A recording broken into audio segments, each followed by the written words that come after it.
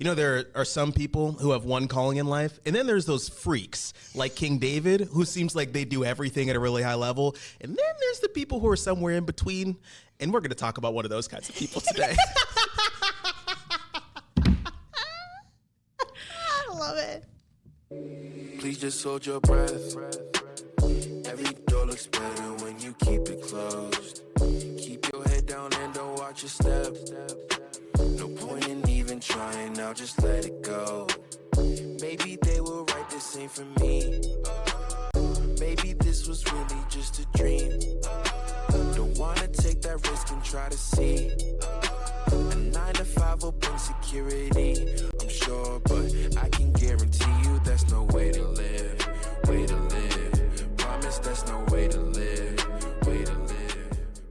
Welcome, you guys, to Prodigal Peas in a Pod. I am still Denise Acosta. Goodness.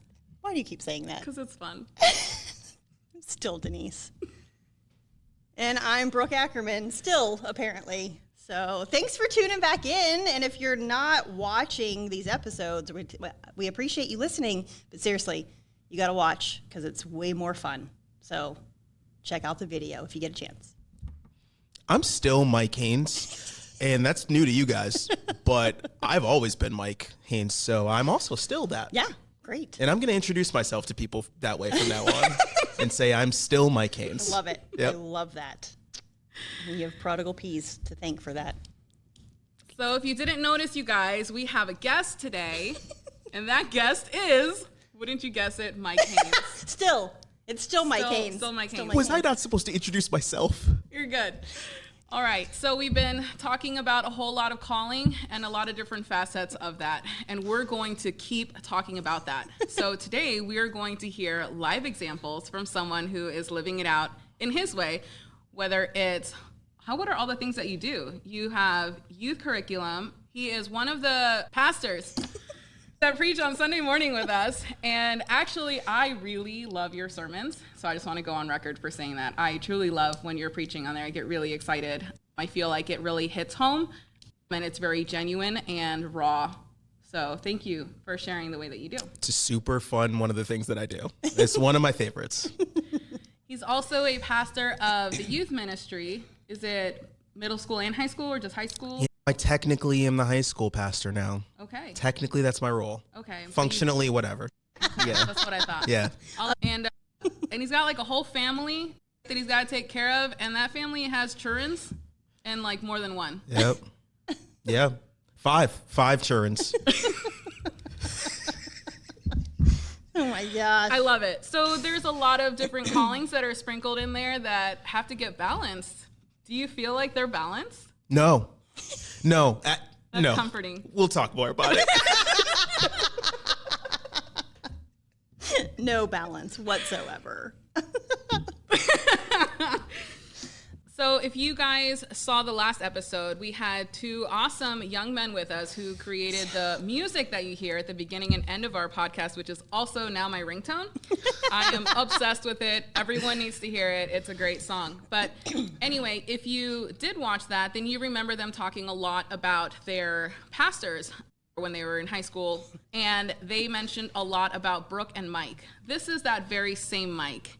And this is that same Brooke that worked with him in that time. So yeah, because now he has another Brooke that works with him. Yeah, there's two Brookes. So Yeah. This is the OG Brooke. And why don't you tell us about that? Yeah. Okay, so I came on staff in 2017, and thank goodness, because Mike Haynes was hired when? What year? 2015. 2015, and he was floundering. No. Totally kidding. Mike. What does that mean? You know the fish? Yes. And how they're in the water and they're just doing stuff? That was me. But I had one eye on each One eye on each side of the head. Totally kidding. Mike was killing it, and I just got to enter into what he had already started creating, and then we just got to, oh my goodness, we laughed probably more than any of the people who hired us expected. We would often say to each other, I can't believe we get paid to do this. We would often say, who thought it was a good idea to put us in charge of children? But we were responsible, and we did a good job. We just had a blast doing it, and I'm totally kidding about Mike needing my help. He taught me a ton about student ministry. He taught me a ton about relationship with Jesus and helped me see me more clearly. So I'm totally kidding that he needed my help, because he actually had quite the influence on me. Aww. But So kind. It's cute. Mm-hmm. It's really adorable. But it's sincere. Yeah. Okay. Just many cute things are. It's so cute. Anyway, so Mike, what would you like to tell us about you, youth ministry, life story, whatever you would like the peoples to know? Sure. So I wanted to play for the Lakers when I was in middle and high school. That was the goal. Okay. And I was 5'6", and the doctors told me that's about it, pal. So my dream shifted. Even as a guard. Yeah, that's like a guard junior, I think is what that is at the NBA level. They call that water boy, I believe is what they call that. And it wasn't my passion to give out water. So yeah, that's my heart started shifting toward youth ministry. And I went to school, like college, to study youth ministry, real legit, real official and all that. They teach you really good things in college classes on youth ministry, like what is the calculation for pizza at an event? No? That is very important. It's important. If you cut each slice in half, you get double. They didn't teach us that. You should consider being a college professor if the podcasting that. So yeah, did that, and then got into youth ministry and started working at CFC. And the reason that I needed Brooke was because at the point, I was, I guess, 24 maybe and so I was He's 45 now, you guys. I am 57 years old. And at the time, all those years ago, I was a developing up-and-comer in youth ministry with a bright future, but a little punk personally. And I really needed a big sister to come alongside me and help me round out as a person, and that's what Brooke was for me. So I taught her stuff about youth ministry, and she taught me stuff about everything else. And that was what our relationship was. It was very helpful to me. And we did often say too that the time that we worked together, while I do believe we did good things for students, it really felt like it was more personal development for both of us. Yep. Yeah, totally was, and very thankful for that. Yep. Speaking of personal development. They know each other pretty well, but I don't really know Mike very well at all. So can you share a little bit more about your story? Were you always a believer? How did you get into youth ministry? Yeah. So I grew up in that Christian family, in fact, a ministry family. Like my dad was a pastor, and my grandfather's a pastor, and my great-grandfather. Yeah. And so I probably should have known that passing the ball to Kobe Bryant was never going to work out. But it just became apparent that my gifts and my interests and my passions, they just all started aligning with ministry. And so coming to faith in Jesus looked like being a good church kid all growing up, and then at some point early high school, flipping the switch and going, this is no longer a platform to make myself seem better than everyone else, but now this is me trying to learn what it looks like to show others the kind of grace that God has shown me. And that happened somewhere in freshman year of high school, and then from there it was just, and so I have one of those stories where I don't know where I don't really know when the moment was where I became a Christian. I don't know when I can't pinpoint a moment. I just know at some point Jesus was more than just a thing that I believe. It was just more than an intellectual thing. So yeah, that's definitely a big piece of my story, and when it comes to faith. And there's a lot more, so much more to share, but that's probably the abridged version of how I came to faith. And yeah. I have and a little related, non-related. I have a girlfriend of mine who shared her testimony recently in a conversation we were having, and she started off saying how for the longest time she felt like she didn't have that defining moment either. She grew up always a believer and she went to church, but she never had that moment where some people will meet Jesus in a difficult time and it's the first time they're hearing about him and now they're saved. And so in her life, she ended up having a divorce, and she said it wasn't until that divorce where she felt like that belief became her own personal relationship, because then she's relying on God and she had that first personal thing. So what you were saying just brought that to mind. Was that friend me? Was that my story? 2 of you? Sounds really similar That's to true, my but story. no, it's not. Okay, great. Dang, I should have used yours. That would have been a little awkward. So I have this friend. I have this friend. Who? BT dub. Yeah. Awesome. So you do a lot of things here at CFC. I'm sure you did stuff before that, but you're wearing this very awesome shirt that says G Shades, you guys. Why don't you tell us about that? Yeah. So How it started. about 7, 8, maybe 8 years ago now, some people go through a faith deconstruction. I didn't go through a deconstruction, but I did go through, I guess, a reconstruction of faith. There was no D, there was only re, but it was just asking questions around, okay, so Jesus died on the cross 2,000 years ago. Why would that change me now? Like, I know it's supposed to, but is it out of guilt? And I was already a pastor, mind you, but these are questions that I think when you're raised in faith, you don't always ask these kinds of questions at their core. So I started to, and what started jumping out at me in scripture is that what Jesus did changes who I am because it changes my perception of things. And that ultimately it's my perception that shifts around me. The world around me is the same. Nothing changes when I come to faith in Jesus. Life is still life, but my perception of it shifts. And I just started to see that all over the place in scripture, and I couldn't get away from that faith paradigm. And so this life through the lens of the gospel, G shades, gospel shades, started to become my personal faith paradigm. And then at the same time, in my youth ministry career, I was starting to write for different curriculum organizations and starting to develop that skill set of writing sermons and small group questions and stuff for a broader youth pastor audience, and really loved it. I was like, man, I really love doing this. It's really cool. Having to write and think about how, me, 25-year-old Mike in Virginia, might want to say it this way, but I need to think about how 57-year-old Ruth in Oklahoma is going to deliver this to her kids too. And so let me make sure I'm writing for a broad audience. So I really loved it. And those two things, the gospel lens and the youth ministry curriculum, converged at some point, and G Shade's youth ministry curriculum was born. And so that is where a journey of entrepreneurship began, which we're all discovering together, and super fun. And so the last 7 years or so has been me learning how to take the great foundation of skill sets that I have around pastoring and then figuring out what else do I need to build that will help me in the world of entrepreneurship, because it's not the same skill set. And so that's been the world that I've been living in and swimming in the last, speaking of floundering. I've been floundering in that world for the last 7 years or so. And You've been doing more than floundering. Yeah. You've been way better than floundering. Thank you. Thank you. And so it's been super fun journey. But that's what G Shades is. It's my passion. I love it. Yeah. So you're pastoring a lot. How many years have you been pastoring in general?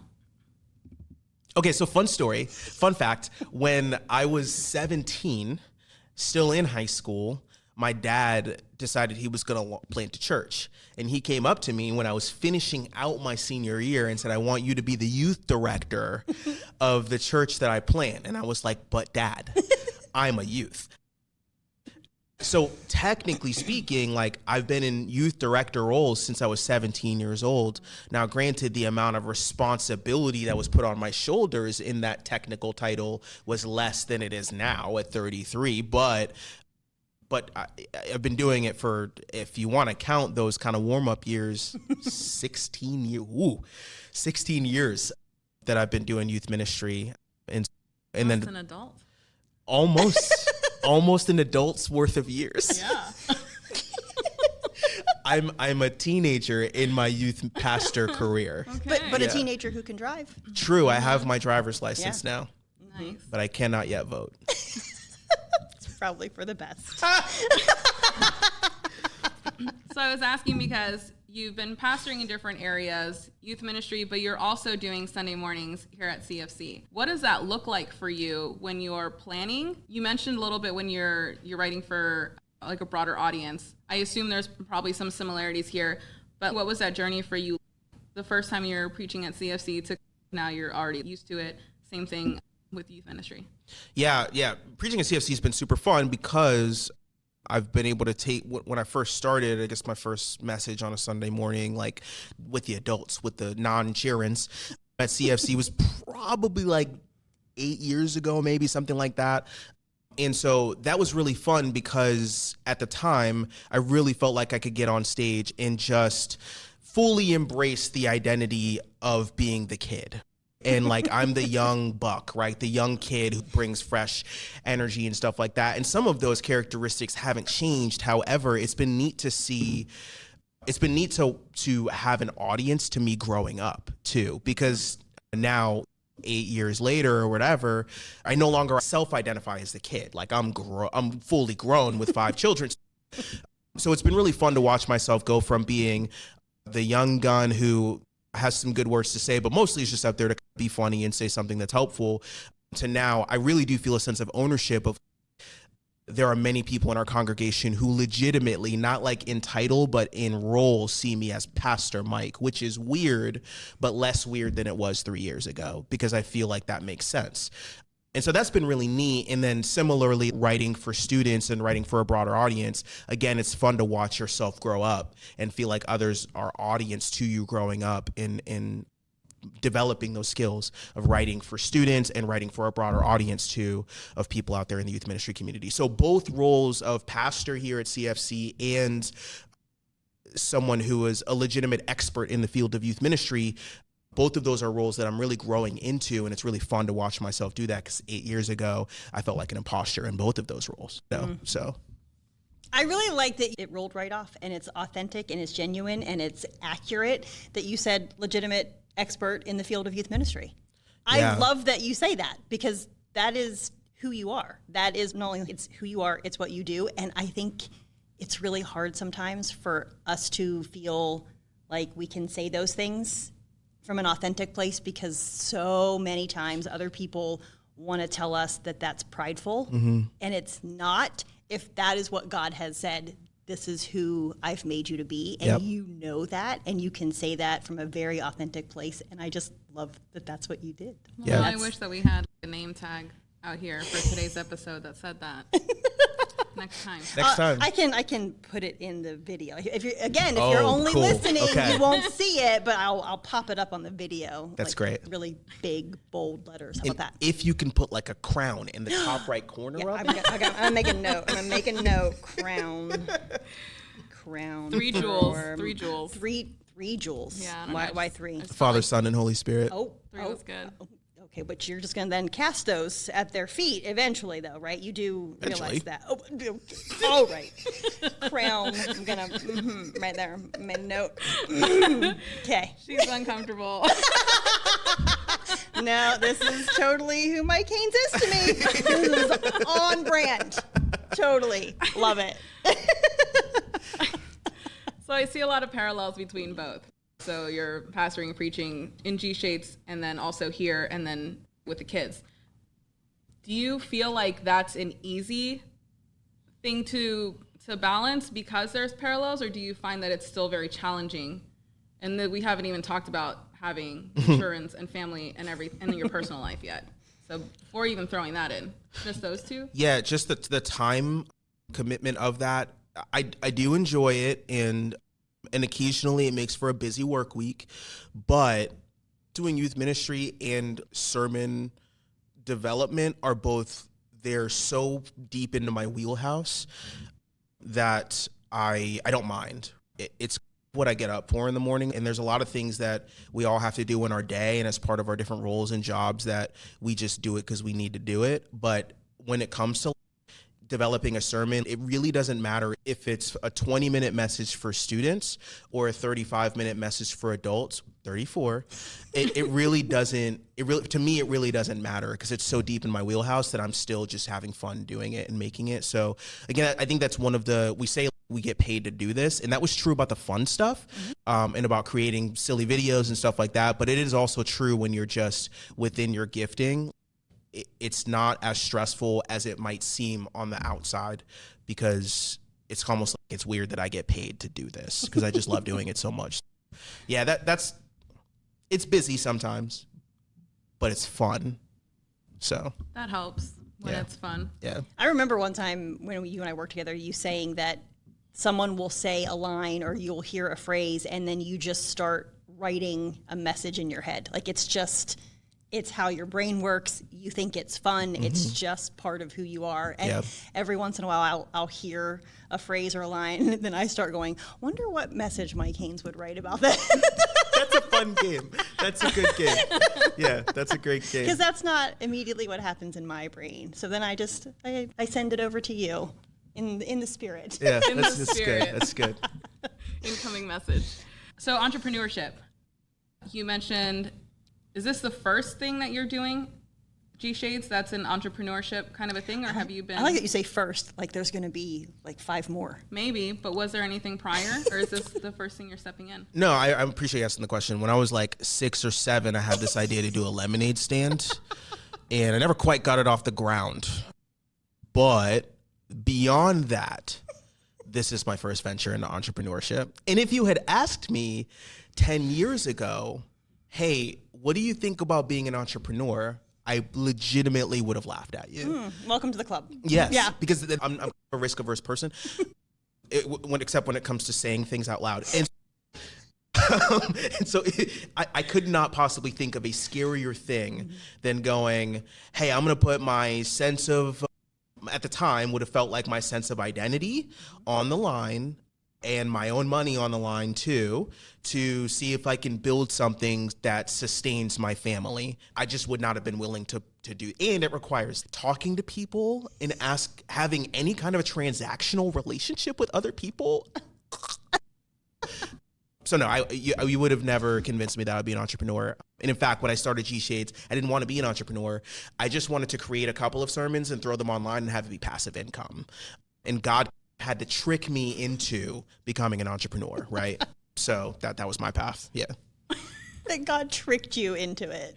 It was mean. I don't know. He and I have to talk about it, but Yeah, I get it. My mom has had her own business forever. I don't remember, the clients have told me this, that she would take us with her for cleaning houses. So as babies, right? And she'd set up a playpen and we'd sit there, me and my brother, and be annoying and cry while she would work. And so that's all I've really ever seen. And I would see how stressed she was and how very unhappy she was. yeah. After a long day, asking your kids to take the chicken out of the freezer, and I'm the child that did not take it out of the freezer. I understand why now that was important. But I remember seeing that and thinking, oh, I never want my own business. I never want to do that. I'm just gonna work for people. I eventually got into doing cupcakes, which eventually went full time, and it was like begrudgingly getting into it, right? Because yeah, you got to talk to people, and you can't just like, okay, thank you. If you want to succeed and grow, you got to be like, it's so good to see you, and you have to remember their name, and it's got to be more than that. And so then you're ending up in rooms of a lot of people that you maybe don't really want to be in to begin with, and you have to start making those relationships, and you're networking and all of that. And so at the time when I was doing cupcakes, I wasn't as intentional about my faith or knew much about it, to be honest, at the time, versus now what I'm doing with Misfit, I do. So that those conversations with God look very different. As you stepping into entrepreneurship on this first round, what did those conversations with God look like, aside from being tricked? But this is the second round because lemonade stand. Oh, I'm sorry. Did you have don't diminish conversations with that. God on your lemonade stand? I was 6, so they were a little bit more basic, but they were also really vulnerable when you're 6. God, let me sell lemonade. Oh, you were there?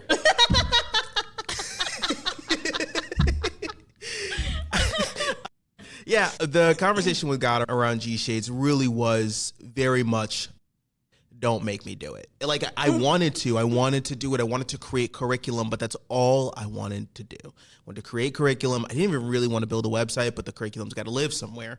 And so it wasn't me kicking and screaming, but it just was so scary for me to. And so the conversations I had with God were intensely around my fear of failure, and how much identity I place in what other people think of me.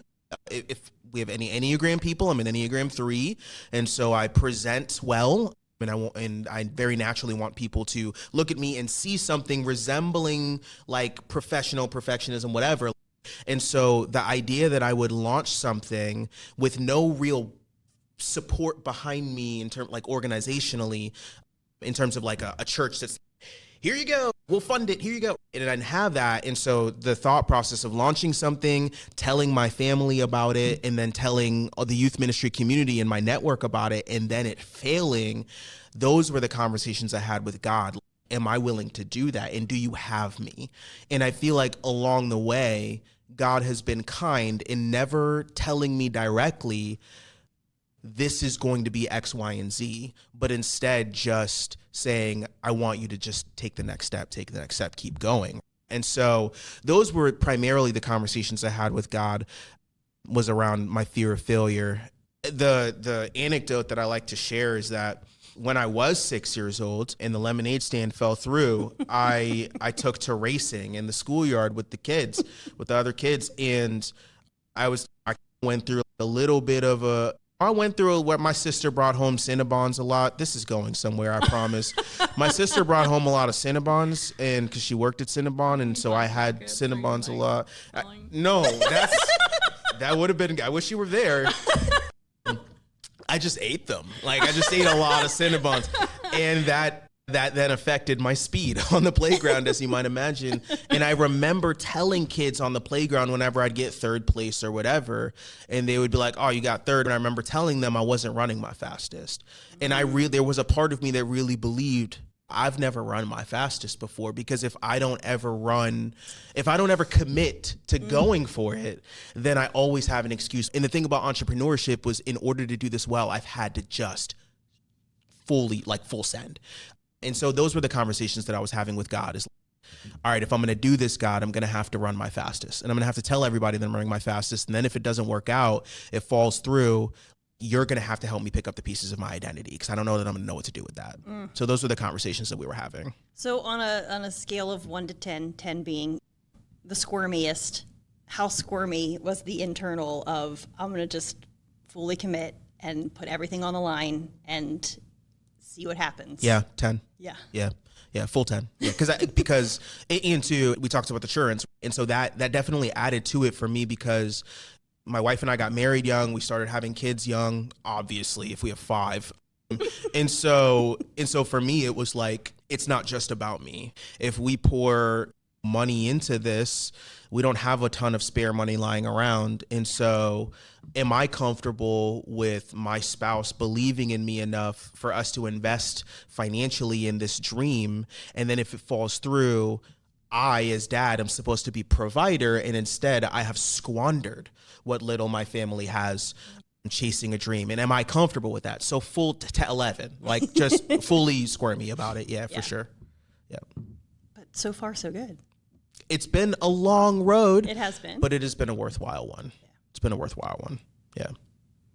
What are some of the milestones that you've seen? So when we started, I remember the first customer, and her name was Angie. And I remembered thinking, hey, Angie. Thanks for supporting my friend. Absolutely. And I remember thinking to myself, Angie has no idea that she just bought something from just like a guy. And so this full imposter syndrome. And I talked about it from the stage the other day, from our church's main stage the other day, but it has gotten to the point now where, and there have been little milestones along the way, but now it's gotten to the point where I can pick up my head and plot on a map. There's a group of students here, there, all around North America that are using this curriculum. And I've had church leaders who I've never met before, but who have shot me a message on Facebook or sent me an email and said, I was ready to quit youth ministry. It was too much. I was ready to give up. And your curriculum has simplified my life so much that I feel like I can keep going. And so when I've gotten those kinds of messages or I was on the phone with someone the other day who purchased a package that we have. It's built specifically for small churches.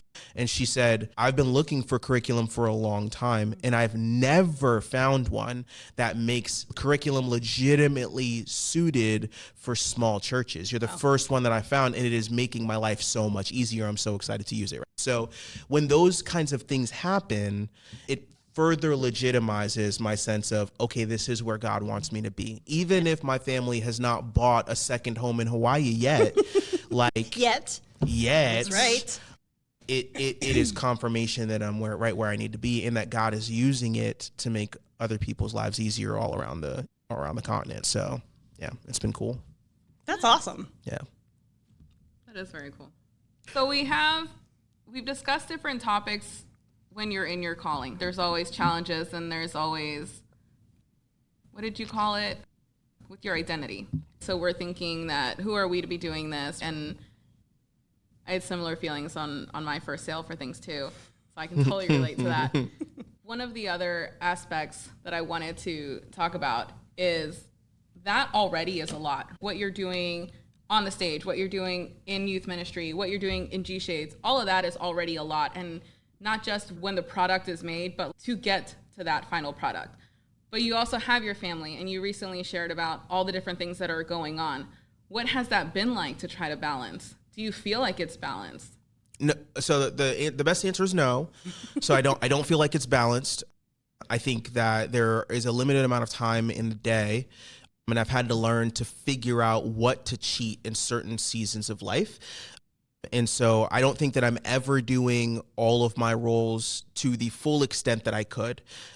If I did not have G Shades and I had one kid instead of 5, I would be 3 times the youth pastor at CFC than I am now.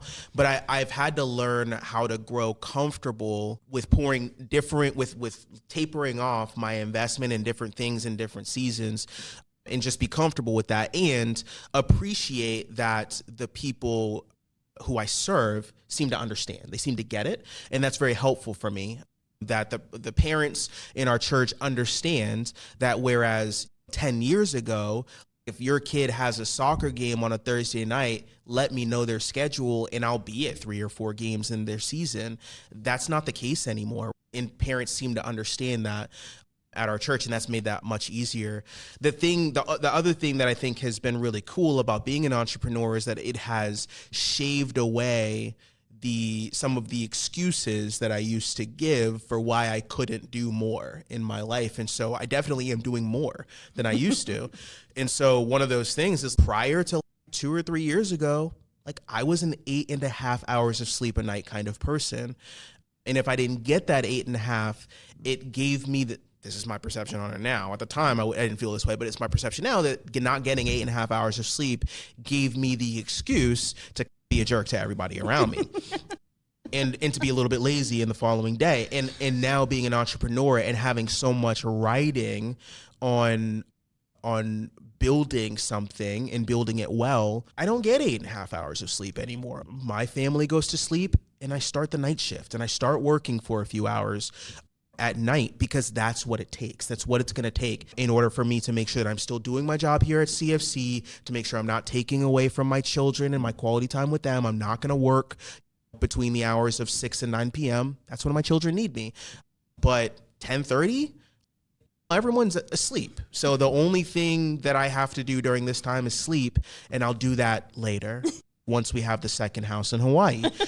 So that's one of those things that has, yeah. I'll sleep in Hawaii in a frond. It'll be inside of a palm tree hammock. It'll be great. So that has been my journey with balance. Is I'm not balanced, but I am healthy. Like in my investment in the things around me is healthy, even though it's not balanced. And I've had to learn how to be okay with that. Balance is hard. Yeah. I like working late nights sometimes because nobody needs me. Mm-hmm. And so it's nice. Mm-hmm. It's like I can work in peace. Mm-hmm. No one's nagging me about something. Mm-hmm. I will leave the late night working to both of you, because I will be asleep by 9. Yep. No kidding. Yeah. But I will be awake at 5. So I won't. So that's you. That's all you. So I'll take the early morning There it shift, and I'll leave the night shift to the 2 of you. There it is. I love it. Diversity in the body of Christ. It's so beautiful. Circling back to this identity thing, 'cause this is one of those horses I love to beat, because it's one of the biggest things I struggle with. Can we come up with another saying? You beat the dead horse often. There have been at least What 3 is or 4 the episodes. other way to say it? What No, else but am I that's- beating? But why are Well, you it going doesn't to have to beat be anything. You don't Why have are to you be going to beat anything. something? You've tread the dirtier ground. Nope. I'm petting. No. What are we calling this? Why can't we just continue with the idea Okay. of It should be an animal though. Something is happening, and there's an animal involved. Okay, but can it not be violent toward the animal? Sure. Okay. Okay, I'm gonna release the frog. What about that? Yep. That's happening now. Absolutely. I'm gonna write that down too because I'm gonna use that. I'm gonna release the frog. All right, we're gonna release the frog that we call identity, right? Because this is like my biggest thing that consumes me. Those things that you mentioned about what you think about when it comes to that. Do you have any advice for anyone that may be struggling with that? Like everyone else, all of God's people that are listening. Yeah, like every single one of us. Yeah. Yeah. I think I don't know if it's advice, but I can say that my story is that people told me when I was younger that I was one of those kids that got told I was special. And the thing about being one of those kids is that it is super encouraging and it's very kind. And I see, as an adult, I can see what they saw in me too and go, okay, I can appreciate that. One of the unintended consequences of being told that you're special is that for me, I came to believe that I could not fail. That if I did, then that would be letting everyone down around me, and that doesn't happen to people who aren't special. And so for me, I just know that my identity, and this is probably true of a lot of us, and it probably is the way it's meant to be, but we have to course correct that as adults. My identity was very much placed in the frog nest of what the adults around me told me when I was a kid. And so as an adult, I then had to learn how to. Frogs have nests? They do now. They do now. In the if you've ever been to a pond, I have. They're on lilies. yeah, and then if you lift up underneath the lily, you'll see a frog's nest hanging upside down. Right. The lily's like a lid. It's a For lid. real? Yeah, because Wow. you know how tadpoles are in the water because frogs start off in the water. Right. So the nest is underneath the lily pad. You don't ever see it because the frogs hang out on top of it once they're like, I think 15 or so, like teenagers. The more you know. Got it. Yeah, you do now. And so I had to learn how to separate what I was told when I was younger. There's good in that, but also what does God say about me now, and place my identity in what God says about me now rather than what my gods at the time, because when you're a kid, adults are basically your God. And so what my God said to me at the time to what my God says about me now. And that's what's been most helpful for me. And it's allowed me to then follow the path that my God has for me because I've learned to let go of what my little g God said about me when I was young. So that's been my story and my pathway with that. What about you, ma'am? This guy. I'm learning all kinds of things today in this episode. I'm not mad. Next time you go to a pond, just check it out. I don't want to disturb its nest. They're incredibly resilient. I'm going to be asking everybody if they know that frogs had nests after this. They won't. I promise it's a little known facts, but Brooke and I have done our research.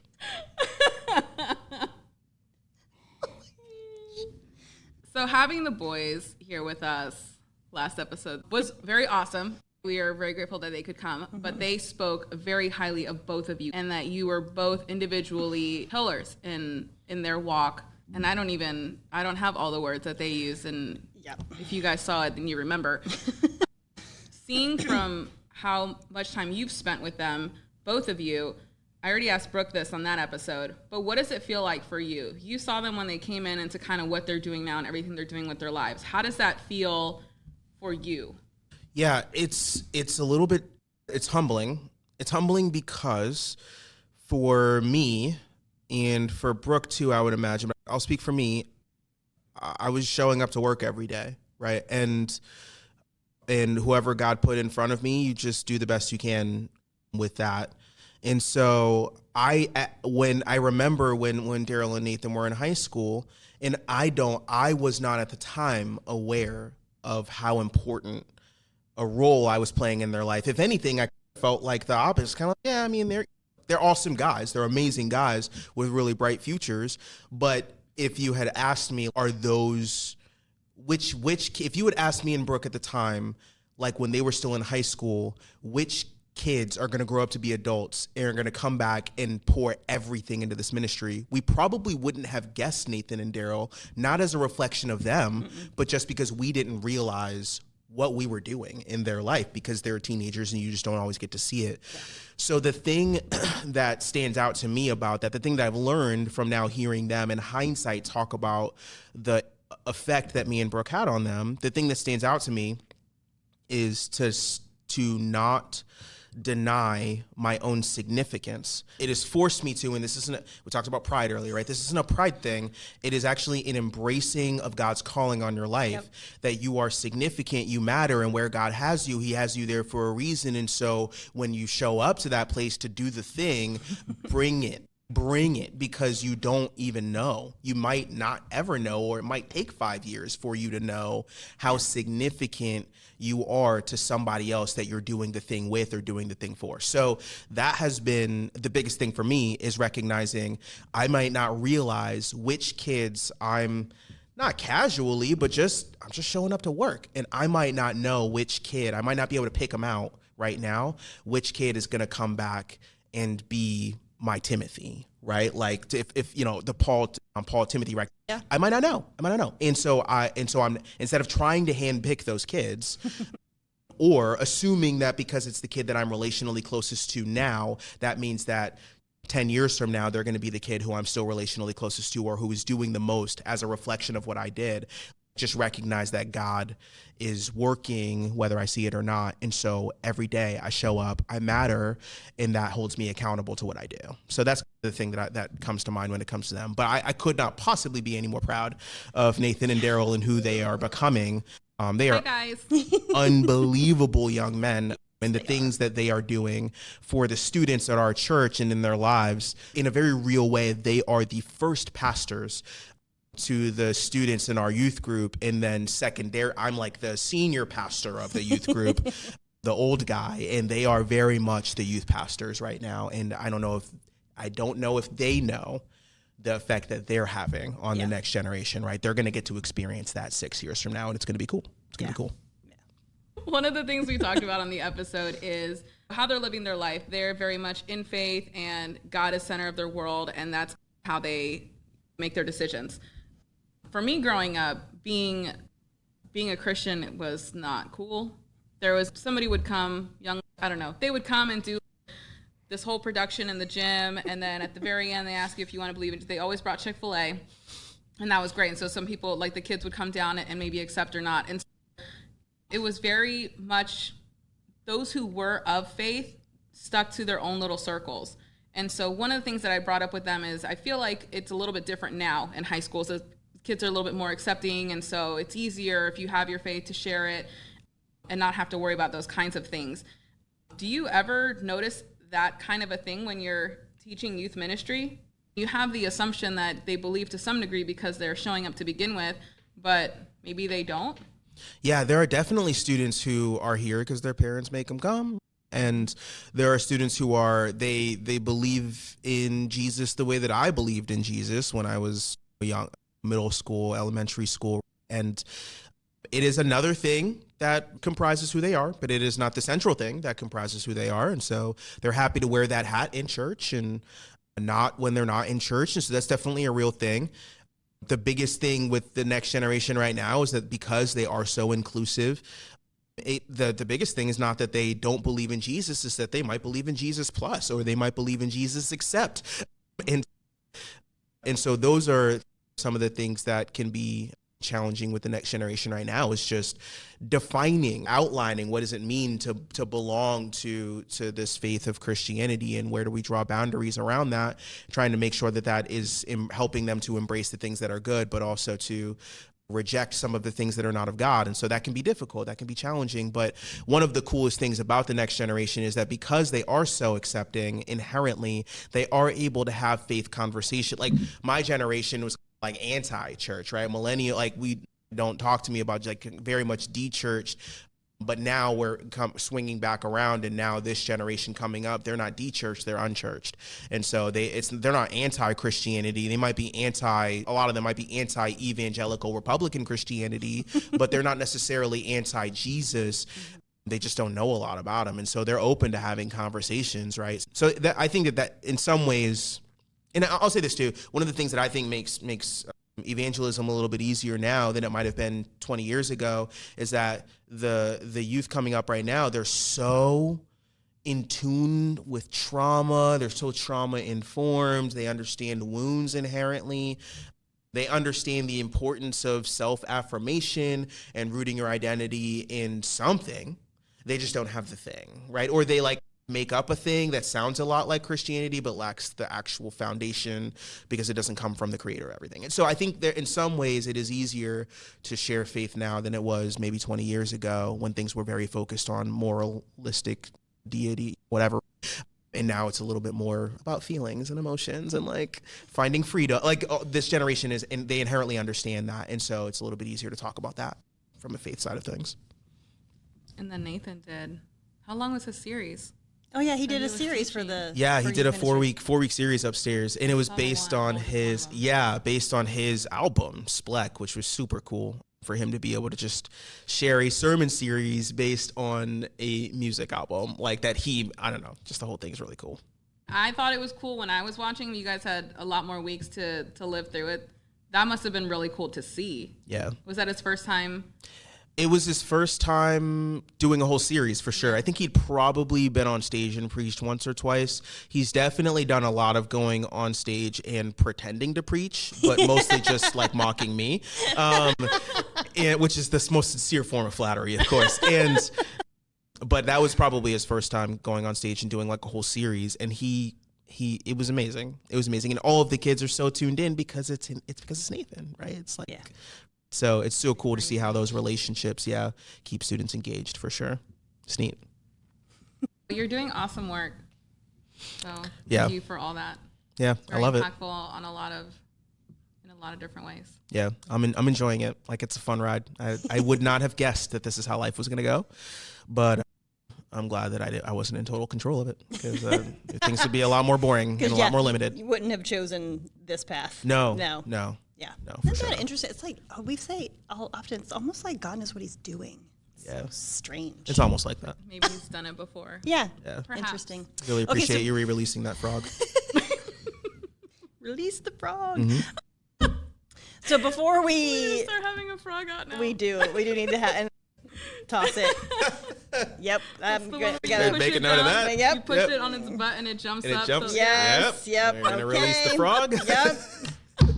Gotta write these things down because the memory is not what it used to be. Before we sign off, so tell us one of your favorite things about being a youth pastor and one of your favorite things about being an entrepreneur. Okay, so my favorite thing about being a youth pastor is that I mostly get paid to goof off with students. And so I legitimately, a ton of the work that I do is just having fun, doing bits, like just goofing off with students and making sure that it's an environment that feels comfortable and safe and all that kind of stuff. And my favorite part about that in student ministry is because it's not the only thing that happens, that you spend 100 hours goofing off with a student over the course of 3 or 4 years. And then in that 4th year, they just randomly unload something really important, helpful. They ask a question, they share something that's really impactful, and then you can see in that moment, that 100 hours matter. I did that 100 hours of investment for this 3-minute conversation that we're having right now, that to me, I will probably forget within the next 6 months, but you will remember until you're 80. And so it's really neat to be, and not everybody gets paid doing youth ministry, but I'm fortunate enough to be at a church where that's how I provide for my family, is by goofing off with the next generation. And so I love that part of youth ministry. And my favorite part about being an entrepreneur is that there are many days where what I do next is totally dependent on what I want to do next.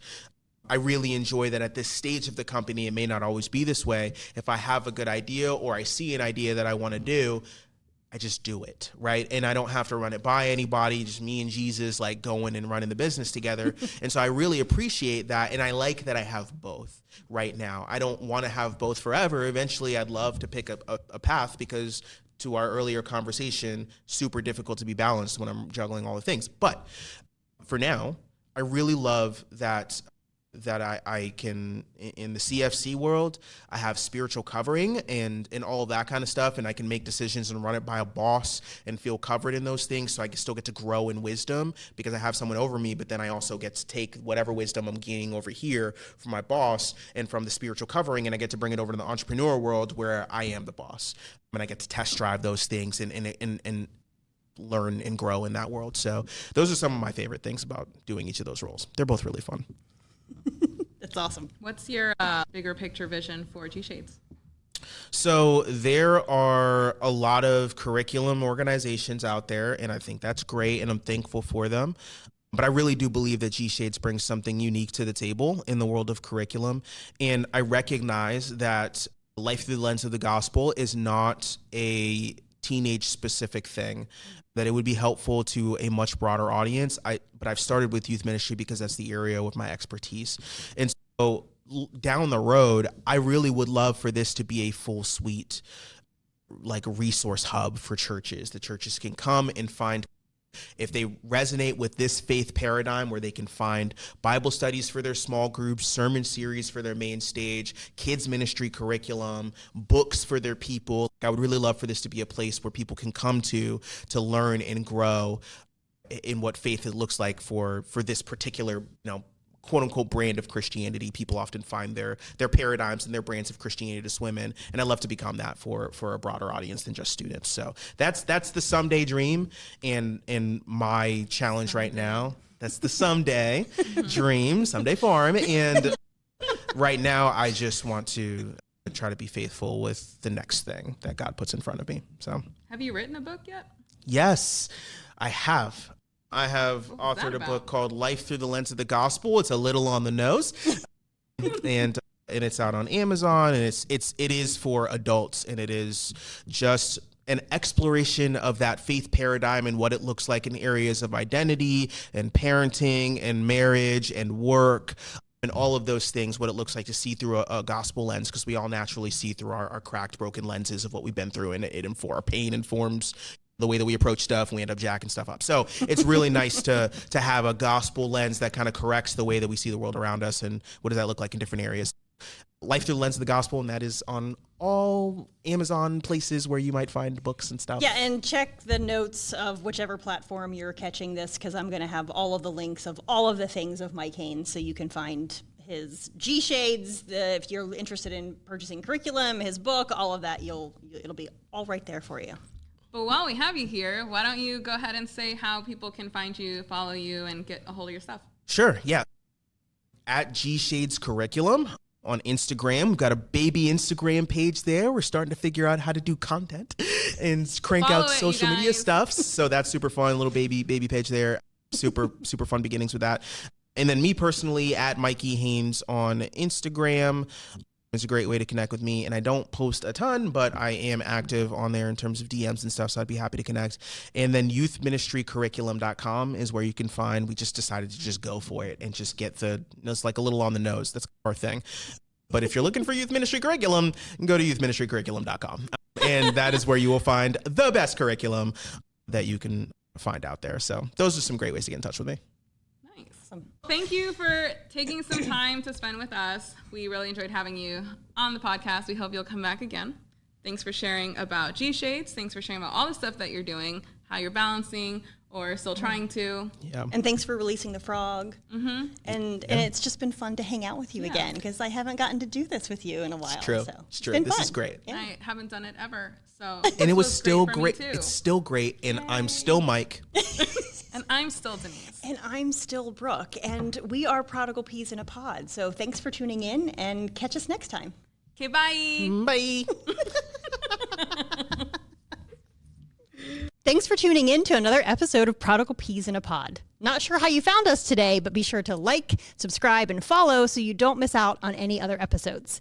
And you can find us on most podcast platforms like Spotify, Apple Podcasts, YouTube, and Amazon Music. If anything we said today resonated or got you thinking deeper, share it with a friend, leave a comment, or shoot us an email over at prodigalpeas@gmail.com. If you didn't know, this podcast is a merge of both of our brands. I am Misfit of Creation, a soul food ministry. You can find me on Instagram, on Facebook, and on YouTube. I also have an Etsy shop where you can find downloadable tools that will help you grow in your walk with God. And that is misfitofcreation.etsy.com. And if you're looking to be a monthly supporter, you can also find me on Patreon. My mental and emotional health coaching practice is Blueprint Heart and Mind Coaching, and you can find me at blueprintheartandmind.com, where I have a blog, and you can also make an appointment with me. And you can find me on Facebook, YouTube, and Instagram. We'll see you next week. Okay, bye. Think I get it now. I need to be myself because a copycat can only do so well. In love with everything that makes me who I am. Don't need a backup plan. I hope they understand that I'm doing better today. I got me a mission that got some fruition. You down to stay out the way. Can't seek validation from people who hating. I got my mentality straight. Shout out to God. I've been keeping the first. He been working and paving the way. And now I can guarantee you that's the way to live, way to live. Promise that's the way to live, way to live. Promise that's the way to live. A lot of the feedback that I hear about our podcast is how we are. The goofy Yeah, parts. Nobody cares I don't about even any of the think smart anyone's things we're listening to saying. what Yeah. actually saying. Yes. Yeah, they just want to hang out. Yeah. They're just laughing that I'm supporting the Oxford comma and you're rolling your eyes. And Yep, still rolling. yet she uses the Oxford comma. Because it's important. Thank you. Yeah, not because I want to. My heart is not in that. Just if anybody was concerned or That's a wondering jewel, where my heart jewel went on in that. your crown, right there. Now you have 4.